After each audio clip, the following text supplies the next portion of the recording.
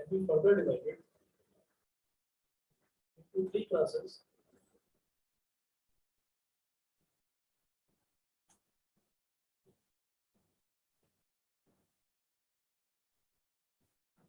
Further divided into three classes: acids, bases, and salts on the basis of their properties. Acids, bases, and salts on the basis of their properties.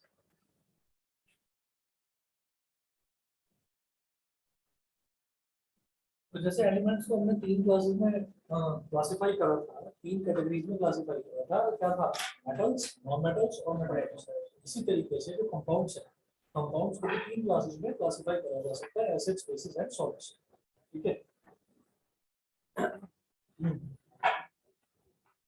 इसके बाद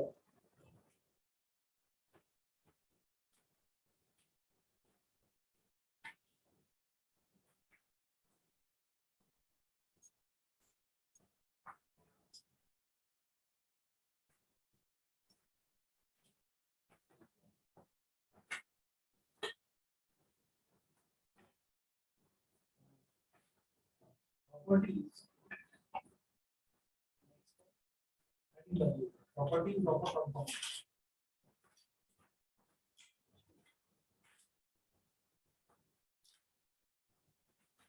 Properties of a compound. Properties of a compound में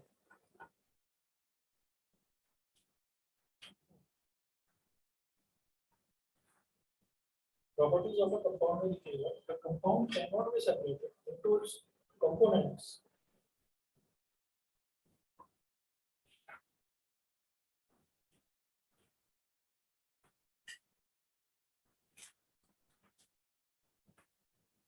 The compound cannot be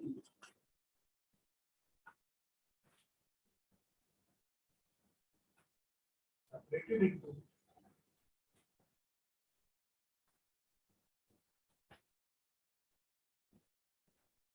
into its components by physical methods.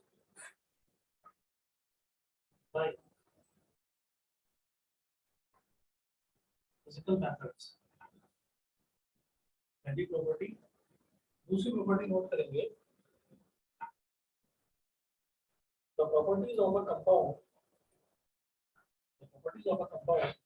are entirely different from those of its constituent elements.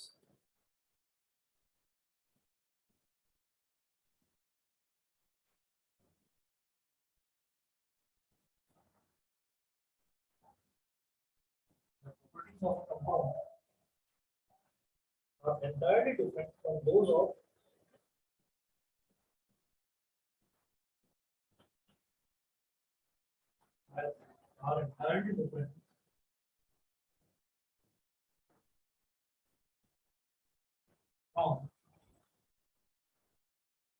of its constituent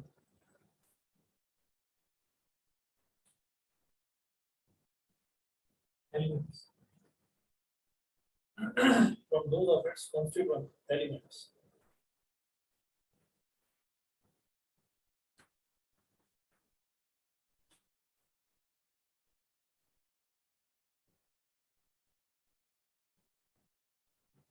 Property, energy in the form of heat, light, etc. Energy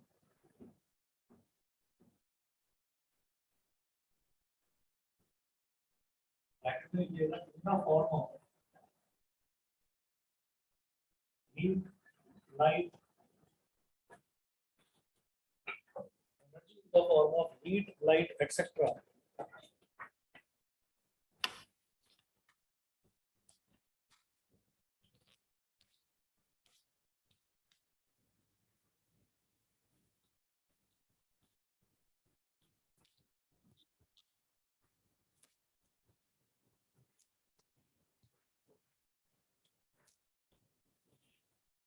Energy in the form of heat, light, etc. is usually either given out is usually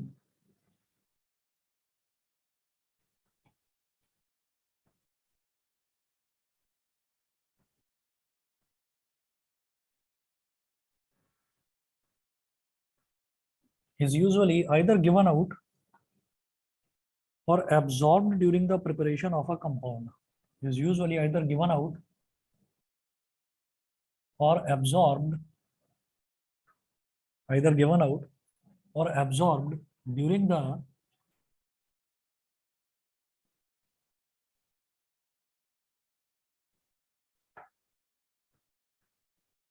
preparation of a compound. During the preparation of a compound.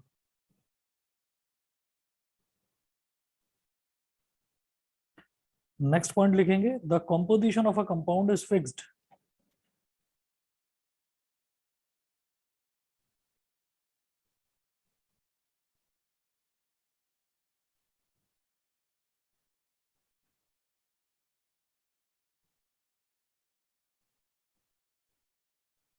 The composition of a compound is fixed, comma, the constituents are present in a fixed proportion by mass.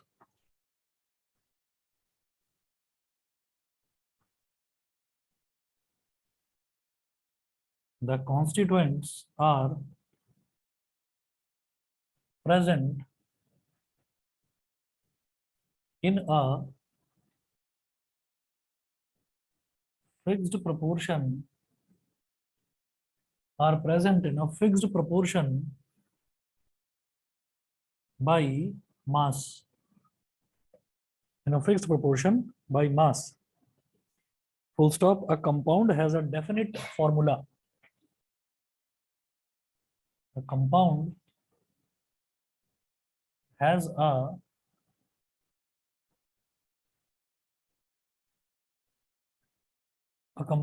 a definite formula.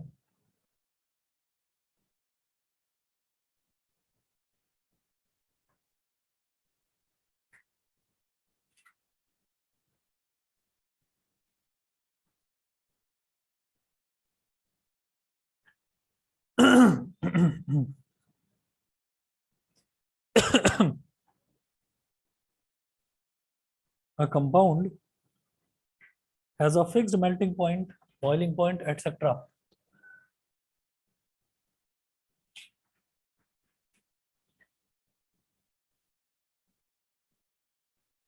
A compound has a fixed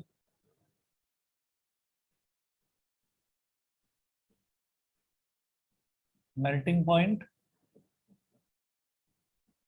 comma, boiling point.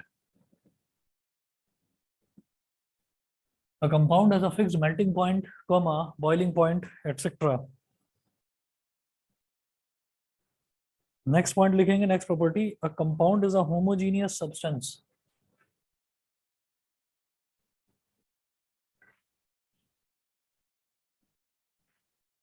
A compound is a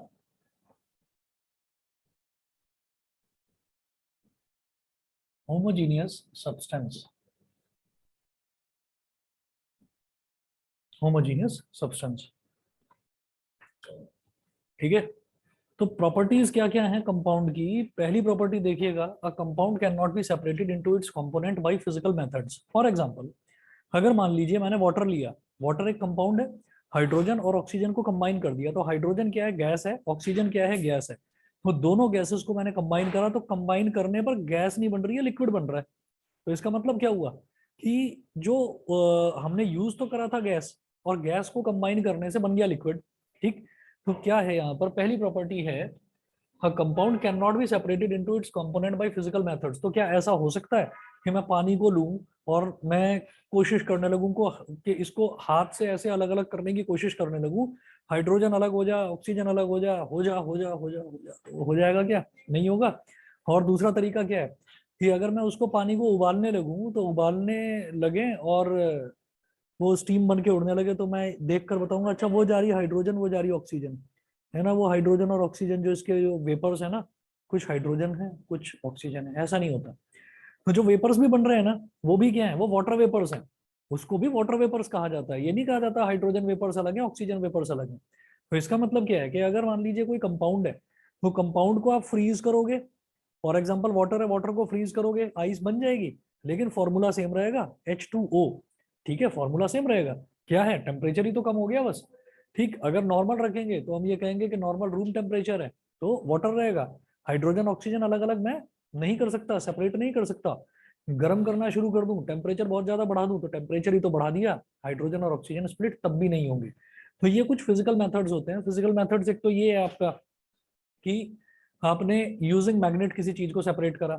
ठीक, जैसे मैंने शायद एक example का जिक्र करा था या नहीं, हमने आयरन का कहीं पर भी, अगर लोहे की कोई फैक्ट्री है या इंडस्ट्री है, कहीं पर काम चल रहा है लोहे का, तो जब लोहे की कटिंग करते हैं, फाइलिंग करते हैं, तो उसका ना बारीक सा पाउडर झड़ने लगता है, उसको हम आयरन फिलिंग्स बोलते हैं। आयरन फिलिंग्स मतलब ऐसा समझ लीजिए कि लोहे का पाउडर है।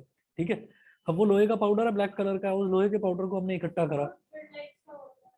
नहीं नहीं, थ्रेड लाइक भी होता है, लेकिन जहां पर कहीं उसकी कटिंग होती है ना, फाइलिंग खास तौर पर होती है कि हमको किसी एक जगह पर, कोई कार है, कार का पार्ट बन रहा है, ठीक है, या कोई और चीज है, कोई भी चीज है, कोई भी लोहे की कोई चीज है जो बन रही है, तो उसके जब पार्ट्स को फाइल करा जाता है, फाइल करने का मतलब ये उसको घिसना, क्योंकि अब वो इतना मामूली सा डिफरेंस है उसमें कि वो काटेंगे तो ज्यादा कट जाएगा। ठीक है, तो उसको फाइल करा जाता है, फाइल करते हैं मतलब घिसते हैं, तो जब उसको घिसते हैं तो उसका पाउडर झड़ता है। तो वो जो पाउडर है, अब वो पाउडर जमीन पर गिर गया। ठीक है, अब जो जमीन है वो साफ सुथरी है नहीं, तो जमीन पर फिर हमने क्या करा कि अब जब सारा काम कंप्लीट हो गया, तो जो बने हुए आयरन के पीसेस हैं, जो कटे हुए आयरन के पीसेस हैं, उनको एक तरफ अलग कर दिया। अब जमीन पर रह गई गंदगी, तो हमने कहा कि चलो गंदगी को साफ करते हैं, तो झाड़ू से हमने साफ करा उसको। साफ करने पर क्या करा कि कुछ मिट्टी, धूल, मट्टी, रेत वगैरह जो जमीन पर पड़ा हुआ था, वो भी उसके साथ मिक्स हो गया। हमने कहा नहीं, हमें तो आयरन फिलिंग्स का काम लेना है हमको। तो क्या करेंगे, बिल्कुल सही बात है, एक कंटेनर में बहुत सारा अगर वो कचरा इकट्ठा हो गया है, तो उसमें सारे में हमने उसको इकट्ठा करा। और फिजिकल मेथड है, फिजिकल मेथड वो जिसको मैं अपने हाथों से, सामने आंखों से, खुली आंखों से कर सकता हूँ, लैब में जाने की जरूरत नहीं है। एक मैग्नेट लेकर आएंगे, मैग्नेट घुमाना शुरू कर देंगे उसके अंदर। जब मैग्नेट घुमाएंगे, मैग्नेट पर मिट्टी तो चिपकेगी नहीं, मैग्नेट पर सिर्फ और सिर्फ आयरन, स्टील, कोबाल्ट और निकल, ये चार तरीके के आइटम्स हैं जो उसमें चिपकते हैं, उसके अलावा कुछ नहीं चिपकता। आयरन, स्टील, कोबाल्ट और निकल, ये चिपकते हैं। तो आयरन के जितने भी पीसेस थे, छोटे छोटे छोटे छोटे पाउडर्ड फॉर्म में, वो सब इकट्ठा हो गया। एक साफ सुथरे कंटेनर पर हमने उसको लेकर चले गए मैग्नेट को, और हाथ से ऐसे छुड़ा छुड़ा कर सब निकाल दिया। ठीक है, तो ये एक तरीका हो गया कि मैंने ये बोला कि अगर आयरन के टुकड़े थे, तो उन्होंने मिट्टी के साथ में कोई कॉम्बिनेशन नहीं करा, उन्होंने मिट्टी के साथ में कोई कंपाउंड नहीं बनाया, क्योंकि अगर कंपाउंड बनाया होता, तो फिर वो मैं उसको फिजिकल मेथड से सेपरेट नहीं कर सकता था। तो कंपाउंड को फिजिकल मेथड से सेपरेट नहीं करा जा सकता, जबकि मिक्सचर्स को फिजिकल मेथड से सेपरेट किया जा सकता है। ठीक है, तो पहली प्रॉपर्टी कंपाउंड की ये थी। दूसरी प्रॉपर्टी क्या था, properties of a compound are entirely different from those of its constituent elements. Hydrogen gas है, ऑक्सीजन गैस है, ऑक्सीजन जलाती है, हाइड्रोजन हल्की है, उड़ जाती है। ठीक, तो इनकी तो प्रॉपर्टी बिल्कुल अलग है। और अगर हाइड्रोजन और ऑक्सीजन गैसेस के कॉम्बिनेशन से वाटर बन गया, तो it is something which is drinkable. ठीक है, उसको ड्रिंक करा जा सकता है। क्या हाइड्रोजन को ड्रिंक कर सकते हो, ऑक्सीजन को ड्रिंक कर सकते हो, नहीं ना।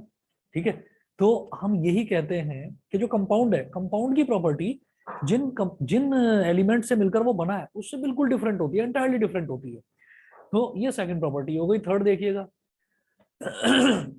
energy in the form of heat, light, etc. is usually either given out or absorbed during the preparation of a compound. जब कंपाउंड का प्रिपरेशन होता है, तो या तो एनर्जी वो लिबरेट होती है, उस प्रोसेस में एनर्जी या तो लिबरेट होती है, या एनर्जी अब्सॉर्ब कर ली जाती है। फॉर एग्जांपल क्या है कि जैसे हमने क्या करा कि एसिड होता है ना, एसिड, एसिड को जब प्रिपेयर करते हैं, हाइड्रोजन है, हाइड्रोजन एक गैस है, क्लोरीन है, क्लोरीन गैस है, हमने दोनों को जब कंबाइन करा, तो हाइड्रोजन और क्लोरीन के कॉम्बिनेशन से HCl यानी कि हाइड्रोक्लोरिक एसिड बनता है। अभी हाइड्रोक्लोरिक एसिड का जो प्रोडक्शन है, ये एक एक्सोथर्मिक प्रोसेस है। अब हम कोई भी चीज करते कहाँ पर है, टेस्ट ट्यूब के अंदर। कोई भी जो रिएक्शन होता है, वो ऐसे थोड़ी होता है कि हाँ भी टेबल पर हाइड्रोजन रख दे और ये ऑक्सीजन रख दे, हाँ भाई मिल जाओ, बन जाओ वाटर। वो जो भी कोई रिएक्शन होगा, वो कहाँ पर होगा, वो टेस्ट ट्यूब के अंदर होगा। तो टेस्ट ट्यूब के अंदर मैंने हाइड्रोजन और क्लोरीन को मिक्स कर दिया। हाइड्रोजन और क्लोरीन को मिक्स करने पर क्या बनेगा, HCl, हाइड्रोक्लोरिक एसिड। एसिड्स की इनहेरेंट प्रॉपर्टी होती है कि वो हीट लिबरेट करते हैं, वो गर्म होते हैं। तो अब हमने क्या करा, कोई भी एसिड का अगर कंटेनर भी है ना, उसको अगर आप पकड़ेंगे, छुएंगे बाहर से, तो वो गर्म आपको महसूस देगा कि वो गर्म है। तो सोचो कि जब एसिड्स को हम बना रहे होंगे, जब एसिड्स का मैन्युफैक्चरिंग कर रहे होंगे, तब कितना ज्यादा गर्म उसमें, मतलब हीट कितनी लिबरेट होगी। तो एक प्रोसेस हो गया जिसमें हीट लिबरेट हो रही है, हाइड्रोजन और क्लोरीन को मिक्स करने से HCl बन रहा है, तो वहां पर हीट लिबरेट हो रही है। तो हीट लिबरेट होना इज कॉल्ड एक्सोथर्मिक प्रोसेस। तो ये एक्सोथर्मिक रिएक्शन है। एक रिएक्शन ऐसा भी होता है जहां पर हमने एक गर्म चीज ली, दूसरी गर्म चीज ली, दोनों को मिक्स कर दिया और एक बड़ी ठंडी चीज बन गई, फॉर एग्जाम्पल वाटर। हाइड्रोजन जो है, हाइड्रोजन भी एक गैस है, और गैस को जब हम एक पर्टिकुलर वेलोसिटी पर स्ट्राइक करवाएंगे दूसरी गैस के साथ में, उसका टेम्परेचर होगा। ऑक्सीजन, ऑक्सीजन का काम ही जलाने का होता है, बिना ऑक्सीजन के आग नहीं लग सकती कहीं पर भी, जानते हैं कि नहीं? ठीक है। वो स्कूटी है ना आपकी, स्कूटी जो होती है, स्कूटी का जो फ्यूल कैप होता है, उसको खोलो, उसके ऊपर एक लेयर, दो लेयर, तीन लेयर पॉलिथीन की लगा दो, और फिर उसको टाइटली बंद कर दो, और फिर आप कितना भी बटन दबाते रहो, कितनी भी किक मारते रहो, स्टार्ट नहीं होगी। ठीक है, ये प्रैक्टिकल घर पे करके देख सकते हो। हाँ जी। कंबशन, कंबशन दोनों तरीके से हो सकता है। कंबशन जो है, कंबशन प्रोसेस एक्सोथर्मिक भी होता है, एंडोथर्मिक। अरे फोन का रखा हो, बैठे हो फोन पर, पॉकेट में रखो इसको, खराब हो जाएगा, गिर जाएगा। कई बच्चे क्या करते हैं ना, वो जैसे ऐसे बैठे में वो ऐसे थाई पर रख लेंगे उसको, वो थाई पर रख लेते हैं, फिर अचानक से वो वाइब्रेट होता है, किसी का फोन आता है, मैसेज आया, वो गिर जाता है। तो इसलिए इसको पॉकेट में रखो, बैग में रखो, खुद ही का नुकसान होगा।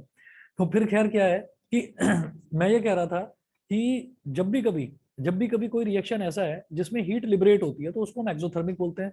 और कोई रिएक्शन ऐसा है जिसमें हीट एब्जॉर्ब होती है, तो उसको एंडोथर्मिक बोलते हैं। हाइड्रोजन और ऑक्सीजन दोनों को जब कंबाइन कराते हैं, तो अपने आप में दोनों जो है वो गर्म गैसेस हैं, और जब दोनों को कंबाइन करते हैं तो एकदम ठंडा पानी बन जाता है। ठीक है। और एक फिक्स्ड कॉम्पोजिशन होती है, मैं अगली प्रॉपर्टी पर आता हूँ अभी। फर्स्ट, सेकंड, थर्ड, थर्ड देखिएगा, energy in the form of, अच्छा है तो देख लिया।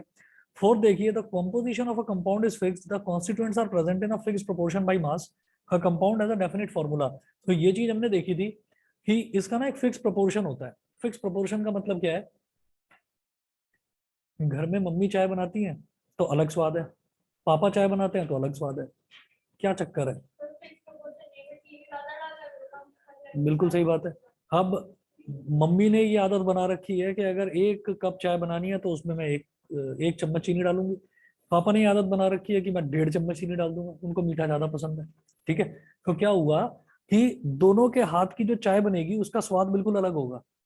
तो ये जो चीज है ये कहलाती है प्रोपोर्शन। प्रोपोर्शन के एक एक फिक्स प्रोपोर्शन में चीजों को यूज कर रहा है, दूसरा एक फिक्स प्रोपोर्शन में चीजों को यूज कर रहा है। अगर मेरे पास 1:8 का रेशो मौजूद है हाइड्रोजन और ऑक्सीजन का, तभी वाटर बन सकता है, नहीं तो वाटर नहीं बनेगा। 1:8 का मतलब क्या, हमने कहा कि चलो सबसे छोटी यूनिट, वैसे तो मिलीग्राम, माइक्रोग्राम और आपका नैनोग्राम और भी बहुत छोटी छोटी यूनिट्स होती हैं, लेकिन हमने कहा नहीं भाई, ऐसी यूनिट लो जो थोड़ी सी मेजरेबल हो, मैं भी थोड़ा मेजर कर सकूं उसको। तो हमने कहा कि चलो ग्राम्स ले लेते हैं। तो 1 ग्राम पानी, 1 ग्राम हाइड्रोजन होगा और 8 ग्राम ऑक्सीजन होगा। अगर उसको आप ऐसे ही मिला दोगे, टेस्ट ट्यूब में ऐसे ही डाल दोगे, टेस्ट ट्यूब को इंटैक्ट बंद करके, 1 ग्राम हाइड्रोजन इंसर्ट कर दो और 8 ग्राम ऑक्सीजन इंसर्ट कर दो, तो पानी की एक बूंद तैयार हो जाएगी। ठीक है। नहीं तो आप अलग अलग अलग अलग प्रोपोर्शन में डालते रहोगे, तैयार नहीं होगा। और सुनिए, हमने कहा नहीं 1:8 का रेशियो मेंटेन रहेगा, हम कहेंगे नहीं नहीं मैं थोड़ा ना ज्यादा करना चाहता हूँ। ज्यादा कैसे? मैं कहा नहीं नहीं, थोड़ा ये 1 ग्राम वगैरह ना मेरे को समझ में नहीं आ रहा, बहुत छोटा है, 1 किलो, मैं तो 1 किलो लूंगा। तो 1:8 जो रेशो फिक्स है ना, ये हाइड्रोजन का और ऑक्सीजन का है। तो हमने कहा कि हाइड्रोजन को 1 kg ले लो, बेटा ऑक्सीजन भी 8 kg लेना पड़ेगा। 1 किलो का हाइड्रोजन का सिलेंडर लेकर आए, 8 किलो का ऑक्सीजन का सिलेंडर लेकर आए, मतलब उसके अंदर इतनी केजी गैस होनी चाहिए। दोनों के पाइप्स को वैक्यूम में इंसर्ट करा, वैक्यूम मतलब जहां पर और कोई तीसरी गैस मौजूद नहीं है, वैक्यूम है, कुछ भी नहीं है वहां पर। और दोनों के नोजल को खोल दिया, और खोलने के बाद जादू देखो कि अंदर आपको कोई गैस नजर नहीं आएगी, अंदर आपको पानी नजर आएगा। पानी को उठाओ और पी लो। एयर में नहीं करते ना, क्योंकि एयर में नाइट्रोजन भी मौजूद है, एयर में सल्फर डाइऑक्साइड भी मौजूद है, कार्बन डाइऑक्साइड भी मौजूद है, तो वैक्यूम चाहिए होता है जहां पर कोई तीसरी गैस मौजूद ना हो, ठीक है ना। तो इस वजह से ये दोनों रिएक्ट कर जाएंगे। और कैसे रिएक्ट करेंगे? ऑक्सीजन का काम होता है जलाने का, ऑक्सीजन हाइड्रोजन को जलाना शुरू करता है। तो जब कोई चीज जलती है तो क्या होता है? गर्म होना चाहिए ना, गर्म होना चाहिए, वो गर्म नहीं होता, रिएक्शन ठंडा होता है। ग्लास का अगर वैक्यूम कंटेनर है तो उसको टच करोगे तो आपको वो कैसा नजर आएगा? आप छू कर देखेंगे एकदम ठंडा। तो ये दो अलग अलग तरीके के हो गए। जहां पर हीट लिबरेट होगी उसको बोलेंगे एक्सोथर्मिक, जहां हीट एब्जॉर्ब होगी उसको कहेंगे एंडोथर्मिक। हाँ, हाँ। एक दूसरे एक हीट खत्म हो गई उस रिएक्शन में, एब्जॉर्ब हो गई, रिएक्शन ने एब्जॉर्ब कर ली। हीट सारी की सारी कहाँ जा रही है? हीट सारी की सारी कन्वर्जन में यूटिलाइज हो रही है कि दो गैसेस को वाटर में कन्वर्ट करने में जो एनर्जी, लिक्विड में कन्वर्ट करने में जो एनर्जी लग रही है, उस एनर्जी में वो खत्म हो गई। ठीक है, सवाल सवाल बहुत अच्छा था, क्योंकि हीट क्या है? हीट एक एनर्जी है। और जो एनर्जी है, एनर्जी की डेफिनेशन में ये भी है कि energy can neither be created nor destroyed, एक फॉर्म से दूसरी फॉर्म में कन्वर्ट किया जाता है। तो हो तो गया, पहले गैसियस फॉर्म में मौजूद थे दोनों सब्सटेंस, अब किस में कन्वर्ट हो गए? लिक्विड फॉर्म में। तो सारी एनर्जी वहां यूटिलाइज हो रही है। ठीक है। उसके बाद a compound has a fixed melting point, boiling point, etc. Compound का मेल्टिंग पॉइंट, बॉइलिंग पॉइंट दोनों फिक्स होंगे। Compound for example water, water का मुझे मालूम है मेल्टिंग पॉइंट क्या है, मेरा मतलब बॉइलिंग पॉइंट क्या है, 100 डिग्री सेल्सियस। ठीक है। और अगर उसको जमाकर आपने सॉलिड में कन्वर्ट कर दिया तो उसका मेल्टिंग पॉइंट क्या होगा? 0 डिग्री सेल्सियस। अरे मेल्टिंग पॉइंट 0 डिग्री सेल्सियस, ठीक है ना भाई। 0 डिग्री सेल्सियस का मतलब क्या है कि 0 डिग्री सेल्सियस पर अगर टेम्परेचर पहुंचेगा तो वाटर उस टेम्परेचर पर पहुंचकर जमना शुरू हो जाएगा, फ्रीज होना शुरू हो जाएगा। कंप्लीटली फ्रीज नहीं होगा, फ्रीज होना शुरू हो जाएगा, वो एक पॉइंट है। तो आप कहेंगे क्या 0 डिग्री सेल्सियस पर बर्फ मिलेगी मेरे को? हम कहेंगे नहीं, नहीं मिलेगी। वो एक पॉइंट है, उस पॉइंट से जरा सा नीचे तो कम होकर देखो, टेम्परेचर को जरा सा कम कर दो, मामूली सा, अब बर्फ मिल जाएगी। ठीक है। तो 0 डिग्री सेल्सियस एक वो लास्ट स्टेज है कि जहां तक आप टेम्परेचर को कम कम कम कम कर सकते हो। कई बार पानी ऐसा नहीं होता, इतना ठंडा नहीं होता कि भाई बस मतलब गला पकड़ लिया बहुत बुरी तरीके से और पिया ही नहीं जा रहा है, इतना ठंडा है, लेकिन है पानी, बर्फ नहीं है। तो वो लगभग लगभग आप समझ लेना 0.5 या 1 डिग्री सेल्सियस के आसपास का ही है वो। ठीक है। 0 डिग्री सेल्सियस भी हो सकता है, कोई बड़ी बात नहीं।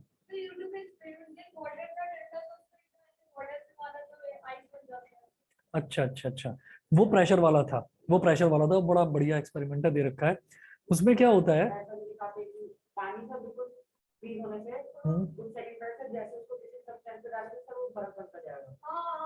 अच्छा अच्छा अच्छा, ठीक है। तो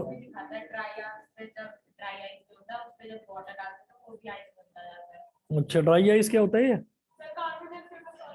कार्बन डाइऑक्साइड की सॉलिड फॉर्म को ड्राई आइस बोलते हैं। ठीक है।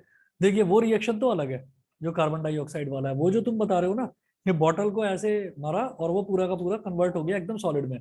तो वो किस तरीके से करा जाता है कि जो कंटेनर है, कंटेनर एयर टाइट है, ऊपर से पूरा उसको टाइटली बंद कर रखा है, और हमने जो एक झटका दिया ना उसको, उस झटके से हमने क्या करा, फॉर एग्जाम्पल आप ऐसे ही सोचिएगा, बॉल ली मैंने, थोड़ी सॉफ्ट टेनिस की बॉल है, तो हॉलो है, डेंसिटी ना के बराबर है, हॉलो, हॉलो समझ रहे हैं ना, अंदर से खोखली है। तो आपने उसको लिया और बहुत जोर से आपने उसको फ्लोर पर मारा, स्ट्राइक कराया। तो उस दौरान आपने क्या करा कि आप कहोगे नहीं यार मेरे को दबती हुई तो कहीं से दिखाई दे नहीं रही है। दबेगी ना, जब वो टच होएगी तो टच हो गया, ऐसे दबेगी।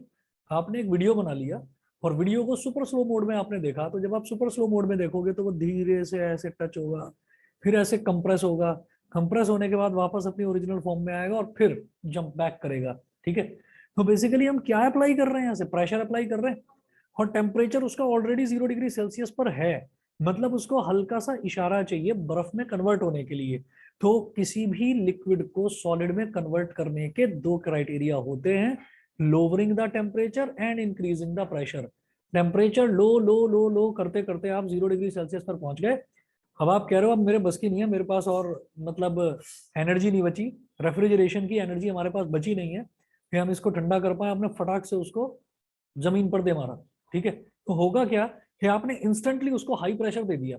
अब जैसे ही इंस्टेंटली आप उसको हाई प्रेशर देंगे तो वो एकदम बर्फ में कन्वर्ट हो जाएगा। अब अगर आसपास के एटमॉस्फेयर का टेम्परेचर ज्यादा है तो वो 1 सेकंड, 2 सेकंड, 3 सेकंड या 4 सेकंड लेगा उसको वापस से लिक्विफाई करने में, मतलब वापस से उसको पानी में कन्वर्ट करने में। नहीं तो तुरंत के तुरंत वो गैस आपका उसमें कन्वर्ट हो जाएगा। ठीक है, और ये घर पर भी करके देख सकते हैं, ये घर पर भी करके देख सकते हैं। किसी भी बॉटल में, प्लास्टिक की बॉटल में आप फ्रीजर में उसको डालिए, फ्रीजर में डालेंगे, धीरे धीरे धीरे धीरे बर्फ जमनी शुरू होगी। और जब आपको लगे कि नहीं नहीं अब थोड़ी सी बर्फ है, अब थोड़ा सा वैसा है, एक्सपेरिमेंट तो कायदे से करा किस तरीके से जाता है कि ऊपर एक नोजल छोड़ देंगे, उस नोजल में आप थर्मोमीटर लगा देंगे और थर्मोमीटर में आप देखेंगे कि 0 डिग्री सेल्सियस टेम्परेचर कब होगा इसका। और थर्मोमीटर थर्मोमीटर अलग तरीके से लगाना होगा यहाँ पर, जैसे अपनी बॉडी का टेम्परेचर चेक करते हैं ना ना, अपनी बॉडी का टेम्परेचर किस तरह से लेते हैं। हाँ भाई, किधर हो?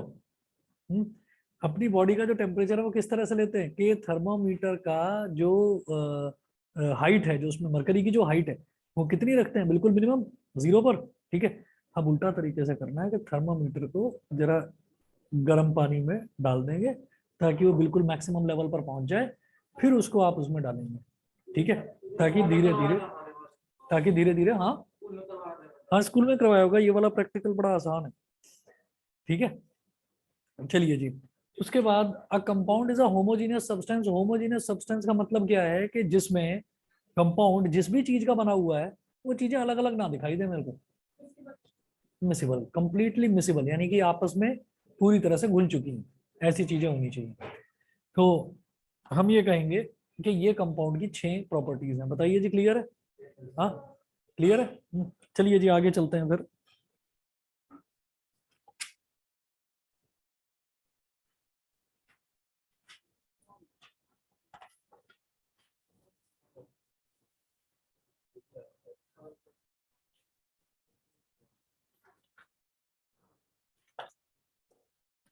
एक क्वेश्चन नोट करिएगा, explain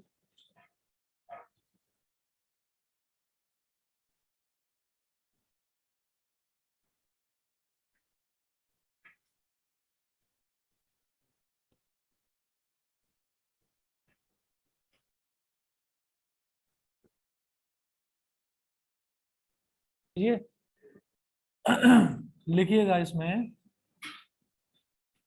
air is considered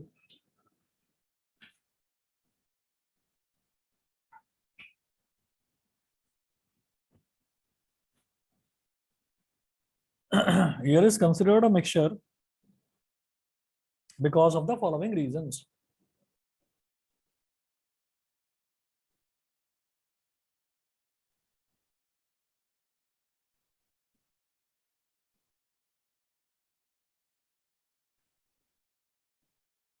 Air is considered a mixture because of the following reasons. First है, air can be separated into its constituents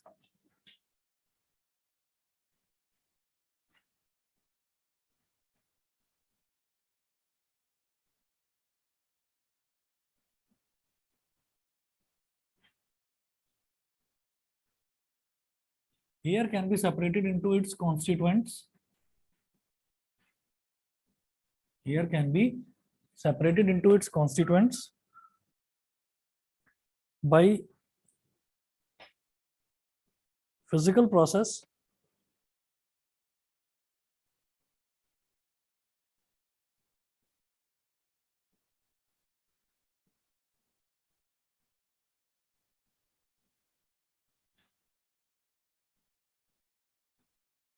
of fractional distillation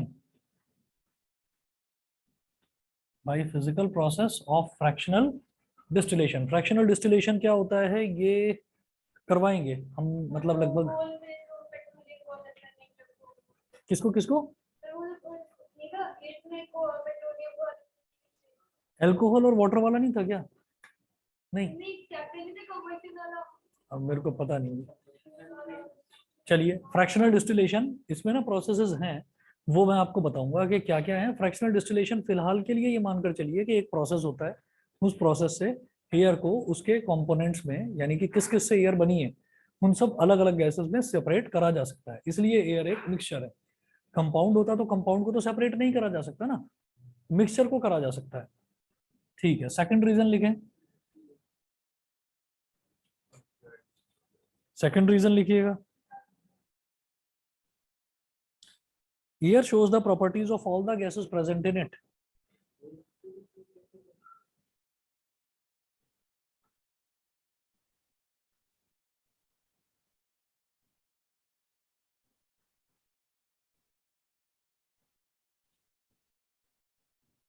Here shows the properties of all the gases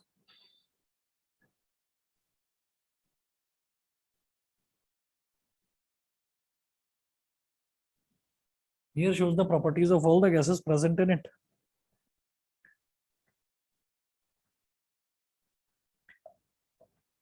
air जितनी भी gases हैं, उसके अंदर जितनी भी gases हैं, उन सबकी प्रॉपर्टी को शो करता है, लेकिन जो कंपाउंड्स हैं, कंपाउंड्स नहीं शो करते। कोई एक रीजन और लिख दीजिए बस, थर्ड। मतलब मिक्सचर्स की प्रॉपर्टीज जो हैं, वो जो ये कंपाउंड्स की प्रॉपर्टीज हैं उन्हीं से अलग है। जैसे ये है, a compound can not be separated into its components by physical methods. Mixture का क्या होगा, a mixture can be separated into its constituents by physical methods. दूसरा, the properties of a compound are entirely different from those of its constituent elements. तो हम ये कहेंगे the properties of a mixture are not different from those of its constituent elements. Mixture जो है वो अपने constituent elements की सबकी प्रॉपर्टीज शो करेगा, ठीक है। अच्छा, वही है second point, air shows the properties of all the gases present in it. Third क्या है, 1 2 3, energy in the form of heat is usually either given out और absorb during the preparation of a compound. तो लिख दीजिए, heat and light etc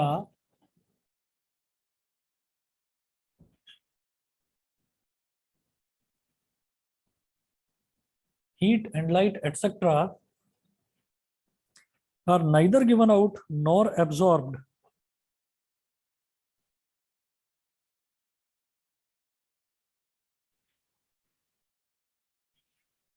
are neither given out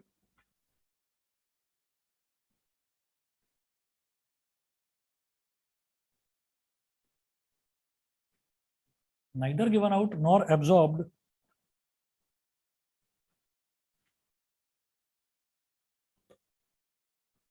when air is prepared when air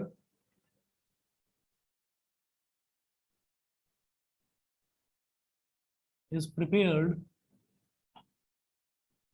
when air is prepared by mixing the required proportions of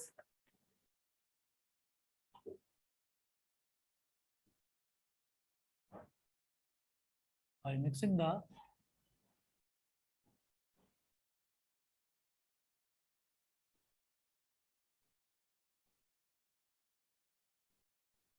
required proportions of oxygen, nitrogen,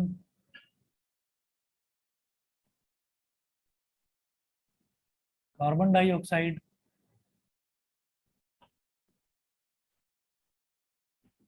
etcetera. बस कोई 3 reasons आपको लिखने हैं। नया substance form नहीं होता, ठीक है, वो भी भाई कुल मिलाकर ये 6 प्रॉपर्टीज हैं, इनमें से कोई आप 3 प्रॉपर्टी लिख दीजिए, सफिशिएंट है। 3 नंबर से ज्यादा का एक क्वेश्चन आएगा नहीं, तो 3 आपने रीजन लिख दिए, बहुत है। चलिए जी, उसके बाद अगला क्वेश्चन लिखेंगे, explain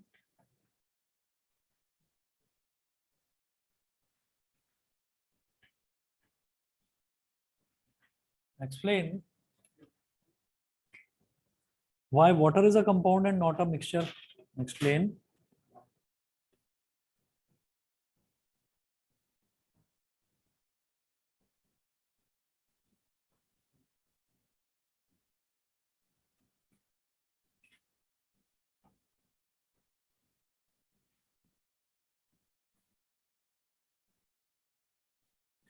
why water is a compound and not a mixture.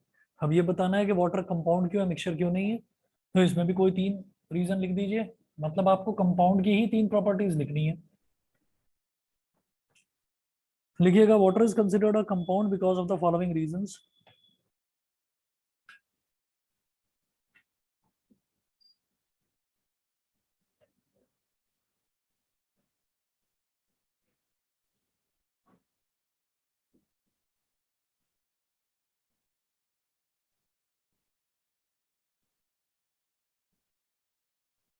considered a compound because of the following reasons.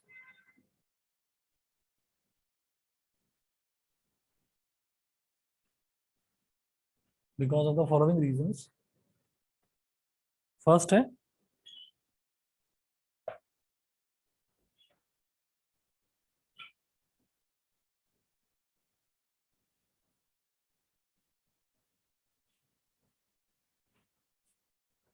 First लिखिएगा, it can not be separated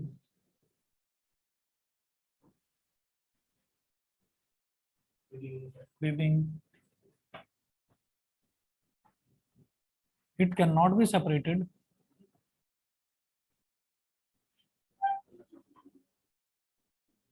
into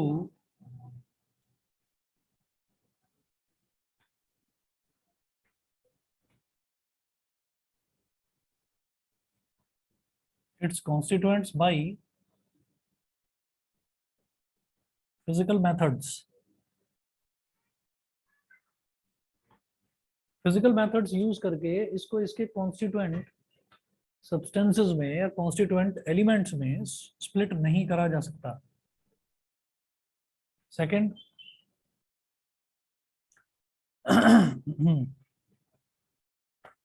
the properties of water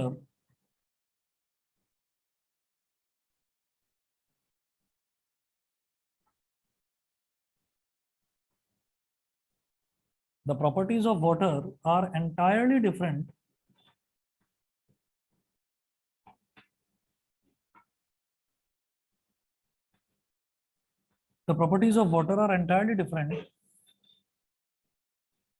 from its constituents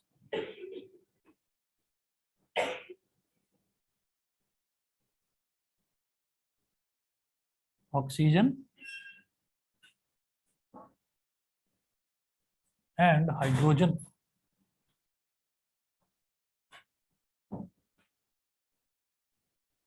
Third,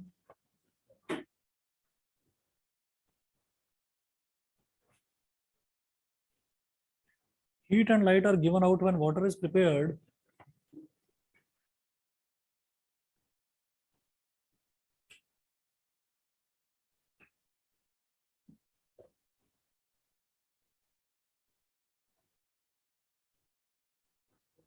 heat and light are given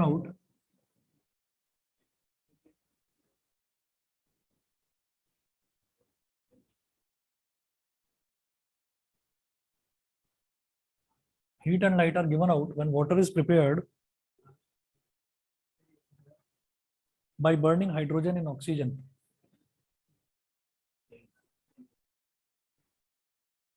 By burning hydrogen in oxygen. ठीक है, तो यहां पर भी heat और light दोनों के दोनों इवॉल्व होते हैं. तो ये हमने कोई तीन उसमें रीजन लिख दिए, कोई तीन हमने प्रॉपर्टीज लिख दी.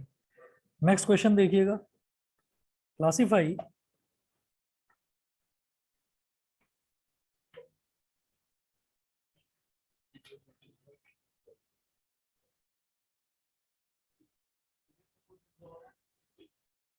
ये तो है बहुत सारे, क्या हुआ?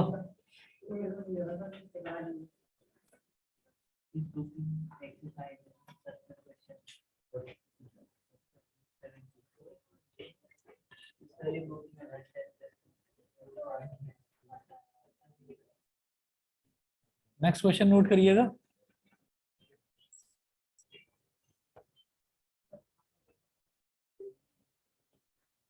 Question number 3, classify the following into elements, compounds and mixtures.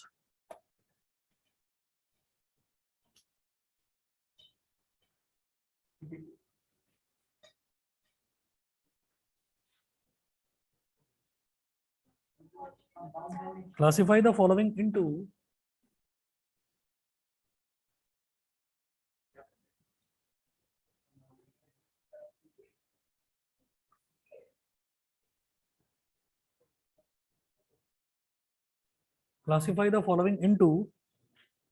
elements, compounds and mixtures.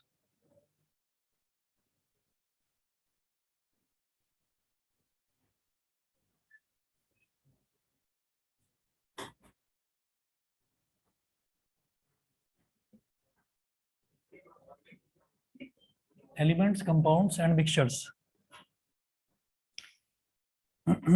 Sodium,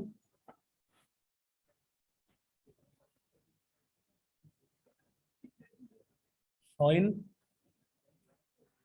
sugar solution, silver,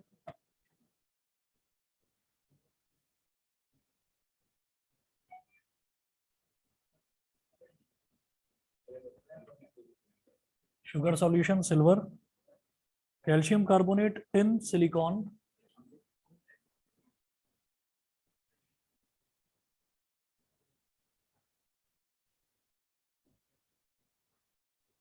calcium carbonate, tin, silicon,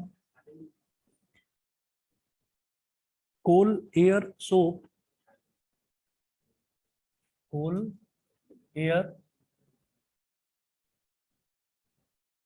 soap, methane, carbon dioxide, blood, methane,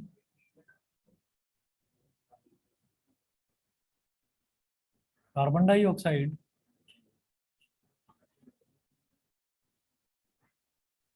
methane, carbon dioxide, blood.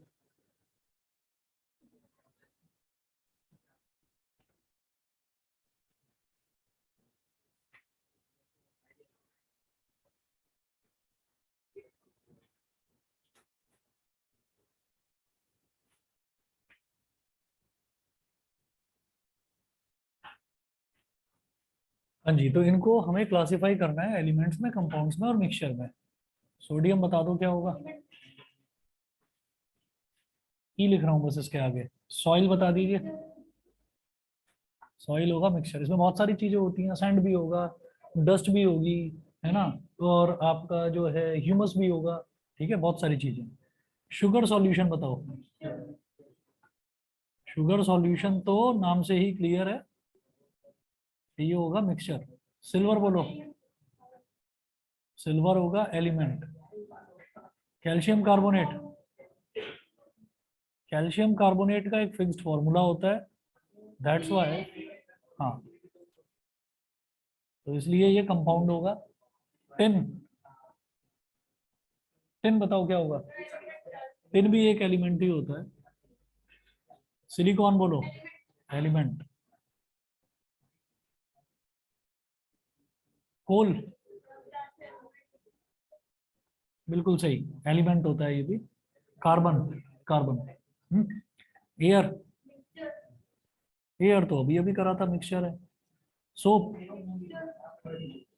Compound, compound होता है, compound होता है, इसका formula होता है proper, 10th class में पढ़ेंगे। Methane, compound, ठीक है। कार्बन डाइऑक्साइड, फॉर्मूला होता है इसका, तो कंपाउंड होगा ही होगा। ब्लड बोलो, ब्लड इज अ मिक्सचर। ठीक है जी, इतना करिए, बाकी देखते हैं फिर कब।